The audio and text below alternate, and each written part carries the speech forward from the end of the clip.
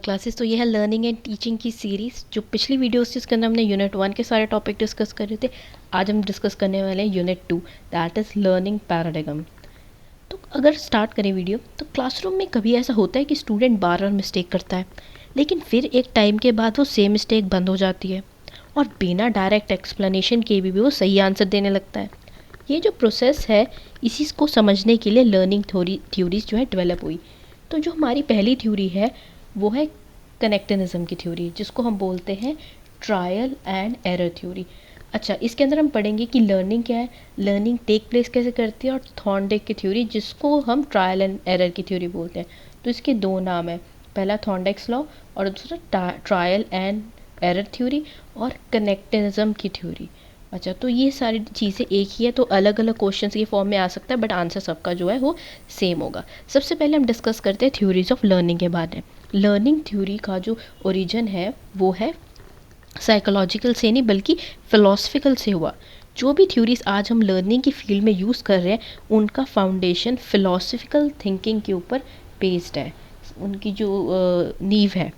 Learning को समझने के लिए साइकोलॉजिस्ट ने कुछ बेसिक क्वेश्चन रखे, जैसे लर्निंग की लिमिट क्या है, या फिर प्रैक्टिस का क्या रोल है, रिवॉर्ड और पनिशमेंट या इंसेंटिव्स का क्या रोल है, क्या एक लर्निंग दूसरी लर्निंग में हेल्प कर सकती है, या अंडरस्टैंडिंग और इंसाइट होना कितना ज़रूरी है, और हम कैसे रिमेंबर और फॉरगेट करते हैं।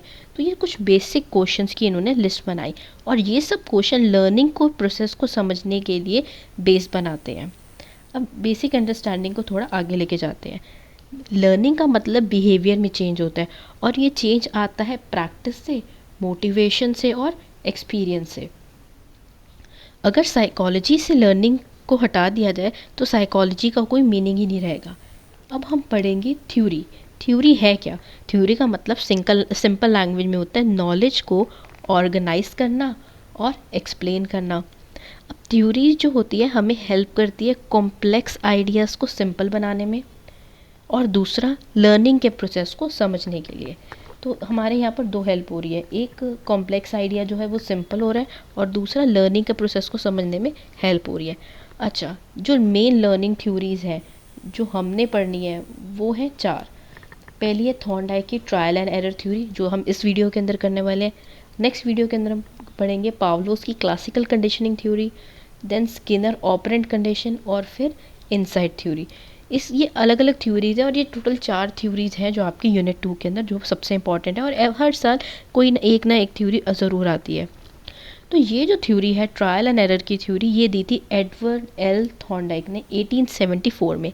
इस थ्योरी के अकॉर्डिंग लर्निंग ट्रायल और एरर के प्रोसेस से होती है, मतलब इंडिविजुअल डिफरेंट अटैम्प्ट्स करता है, गलतियाँ करता है, और धीरे धीरे सही रिस्पॉन्स सीखता है। तो अच्छा, ये जो प्रोपाउंड हुई थी थ्योरी, ये पब्लिश हुई थी 1930 में, इवन दो 1874 में जो है ये आ गई थी। अच्छा, इसको और भी बहुत सारे नेम से जाना जाता है, जैसे कि थॉर्नडाइक्स का कनेक्टिज्म, स्टिमुलस रिस्पॉन्स थ्योरी, और जो है बॉन्ड थ्योरी, या फिर learning by selection of success variant.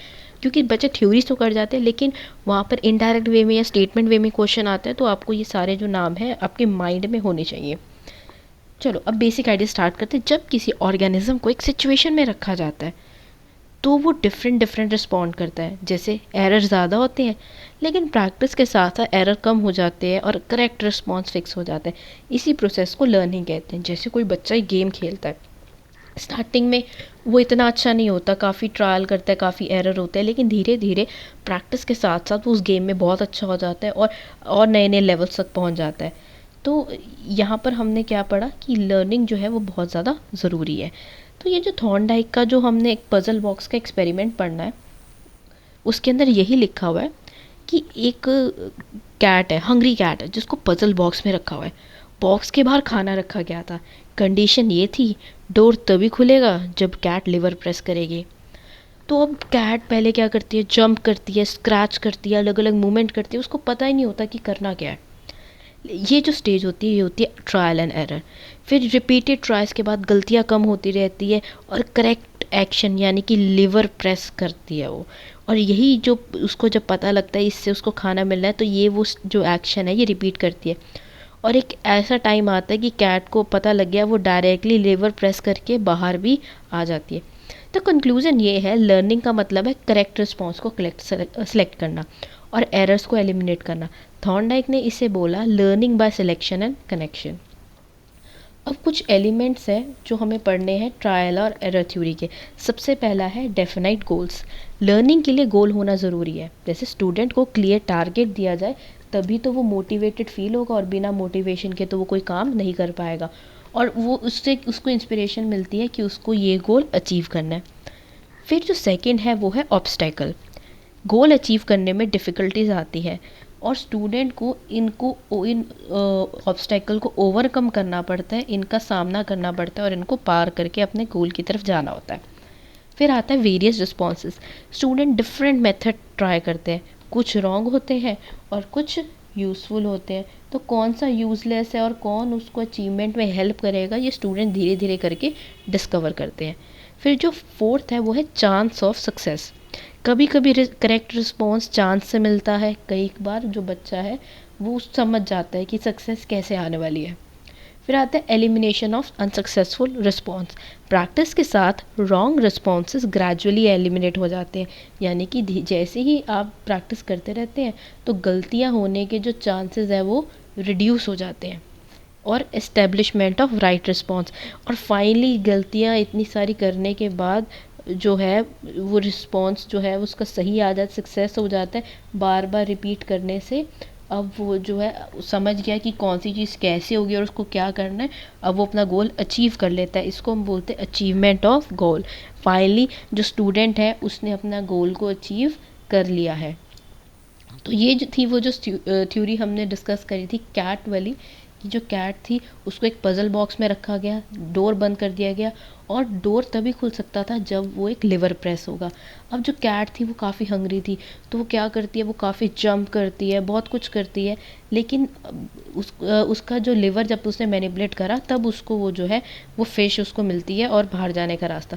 तो वो काफ़ी बार ये करती है, जंप करती है, कुछ ना कुछ करती है। तो धीरे धीरे जब ये एक्टिविटी बार बार रिपीट होती है तो उसको पता लग जाता है कि ये सब जो हो रहा है ना वो पज़ल बॉक्स से बाहर कैसे आएगी या फिर उसको खाना कैसे मिलेगा, जब वो डोर के ऊपर स्क्रैच वगैरह नहीं करेगी, जब वो लेवर पुल करेगी। और धीरे धीरे बार बार अटेम्प्ट करने के बाद अब वो डायरेक्टली ही लेवर पुल कर देती है और वो उस बॉक्स के बाहर आ जाती है। यानी कि बार बार ट्रायल और एरर के अनसक्सेसफुल अटेम्प्ट के बाद वो सक्सेस को अचीव करती है। तो ये जो थॉर्नडाइक की थ्योरी है ये हमें लर्निंग की हैबिट के बारे में बताते हैं। अच्छा, तो ये लर्निंग के कि सब्जेक्ट को जो प्रॉब्लमेटिक गोल देना चाहिए ताकि उसको थोड़ा और उत्सुकता हो, और अचीवमेंट जो गोल की होती है वो इतनी इजी नहीं होती, उसको बहुत सारे ट्रायल्स के थ्रू जाना पड़ता है। और बिगनिंग में जो होती है काफ़ी जो है प्रॉब्लमेटिक होता है, लेकिन इसमें कोई स्पेसिफिक रिस्पॉन्स नहीं होता स्टार्टिंग में। लेकिन काफ़ी सारे ट्रायल होने के बाद जो अननेसेसरी रिस्पॉन्स थे जिनसे मतलब लिवर नहीं खुलना था वो एलिमिनेट हो जाते हैं, और धीरे धीरे वो डायरेक्टली अब वो कम अटैम्प्ट्स के अंदर ही, कम रिस्पॉन्स के अंदर ही लिवर जल्दी से जल्दी खोलते हैं। और फाइनली जब कैट रियलाइज़ करती है तो वो डायरेक्टली फर्स्ट स्टेप में ही वो लिवर को खोल देती है। अब हमने पढ़नी है education implication of trial and error theory. सबसे पहला है सेटिंग गोल, कि हम इस थ्योरी को अपनी एजुकेशन फील्ड में या टीचर्स कैसे यूज़ करती हैं।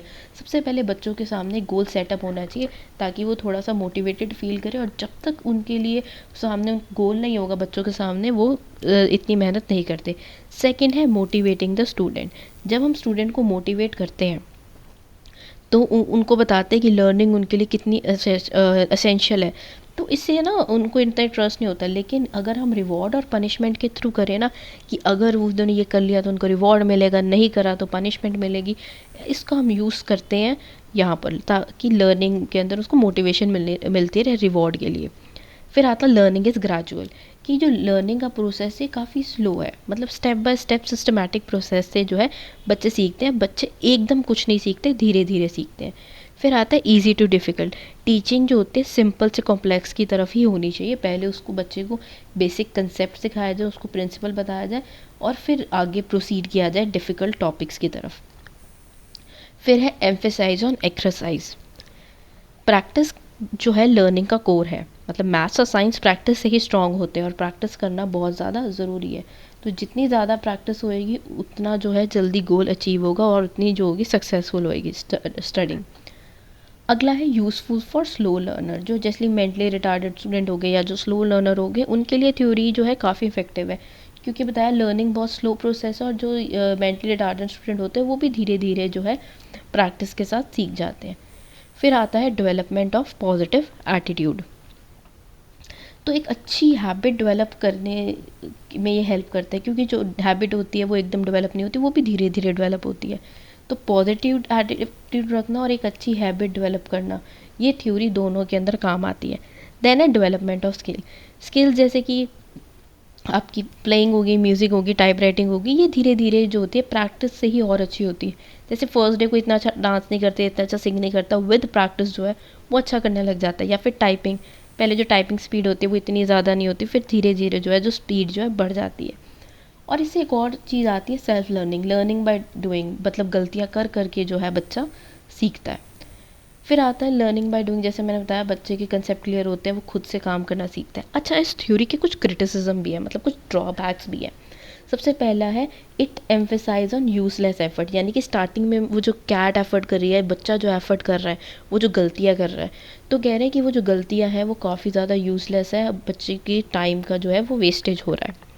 दूसरा है ये डिस्क्रिप्टिव लर्निंग है, मतलब ये बताती है लर्निंग होती है लेकिन कैसे होती है, क्लियरली एक्सप्लेन यहाँ पर नहीं किया गया है, तो इसलिए ये भी इसका थोड़ा ड्रॉबैक आता है। फिर आता है लर्निंग इज़ मैकेनिकल, मतलब इस थ्योरी के अकॉर्डिंग जो है मेंटल प्रोसेस को इग्नोर कर दिया गया है, प्रैक्टिस को ज़्यादा, मैकेनिकल प्रोसेस को ज़्यादा फोकस किया गया है, मेंटल फैकल्टीज़ को इतनी इंपॉर्टेंस नहीं दी गई है। फिर आता है जो फोर्थ ड्रॉबैक है एम्फेसाइज ऑन रोट लर्निंग, यानी कि अंडरस्टैंडिंग के बारे में तो यहाँ बात की ही नहीं गई, यहाँ पर बार बार रिपीट करने की बात करिए। अगर हम कोई चीज़ बार बार रिपीट हो रही है, बस हमें वो याद हो जाती है, हमें उसकी अंडरस्टैंडिंग नहीं होती, इसको बोलते हैं हम रोट लर्निंग। और कॉलर ने जो है क्रिटिसाइज़ करा था, उन्होंने बोला था इसके अंदर इनसाइड लर्निंग को जो है इम्पोर्टेंस नहीं दी गई है और बिना उस इनसाइड लर्निंग के लर्निंग इतनी पॉसिबल नहीं है। तो जो कॉलर थे वो भी बहुत अच्छे फिलोसफर थे, उन्होंने भी अपना व्यू पॉइंट दिया था इस थ्योरी के ऊपर। नेक्स्ट वीडियो के अंदर हम डिस्कस करेंगे लॉज ऑफ लर्निंग के बारे में, जिसके अंदर हम प्राइमरी और सेकेंडरी लॉज के बारे में पढ़ेंगे। Thank you.